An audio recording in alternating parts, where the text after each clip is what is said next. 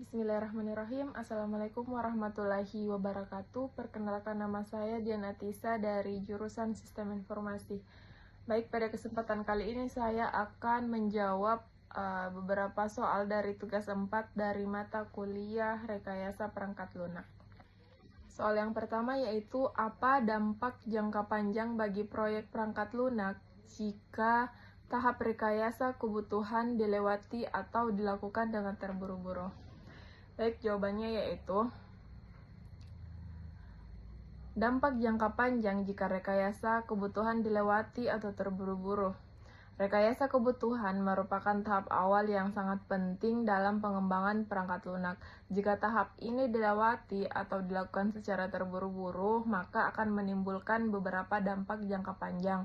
Yang pertama yaitu proyek beresiko tidak sesuai dengan kebutuhan pengguna karena kurangnya pemahaman terhadap apa yang sebenarnya dibutuhkan.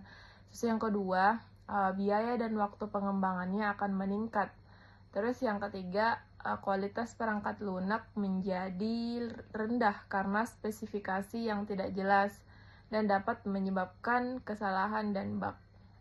Selain itu, tim pengembang akan sering melakukan revisi atau pengulangan pekerjaan sehingga menurunkan efisiensi kerja.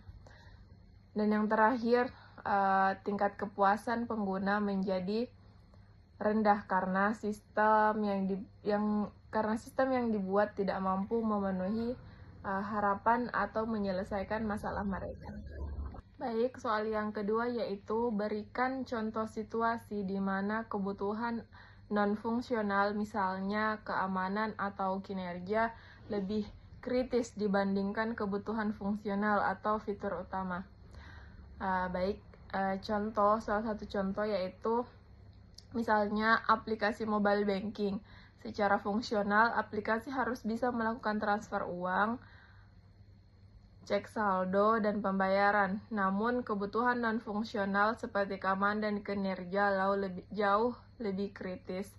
Jika fitur transfer berjalan, tetapi sistem keamanannya lemah, data pengguna bisa diretas dan uang bisa dicuri. Selain itu, aplikasi lambat atau sering error saat transaksi, pengguna bisa mengalami kegagalan transfer atau kehilangan kepercayaan. Jadi, dalam sistem seperti mobile banking, keamanan dan kinerja lebih penting daripada sekedar fitur karena menyangkut keselamatan data dan kepercayaan pengguna. Selanjutnya yaitu soal ketiga.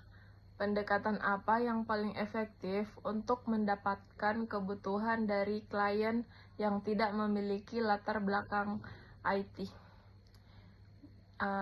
Baik, jawabannya yaitu pendekatan efektif menggali kebutuhan dari klien non-IT. Pendekatan yang paling efektif adalah menggunakan komunikasi sederhana dan interaktif. Pengembang sebaiknya melakukan wawancara atau diskusi dengan bahasa yang mudah dipahami tanpa istilah teknik yang membingungkan. Selain itu, pengguna nyata, contohnya ilustrasi atau prototype atau biasa disebut dengan tampilan awal aplikasi, sangat membantu klien dalam memahami gambaran sistem yang akan dibuat. Adapun teknik yang lain yaitu melakukan observasi secara langsung terhadap proses kerja klien sehingga kebutuhan bisa dipahami berdasarkan kondisi nyatanya, bukan hanya dari penjelasan. Jadi kunci utamanya adalah komunikasi yang jelas,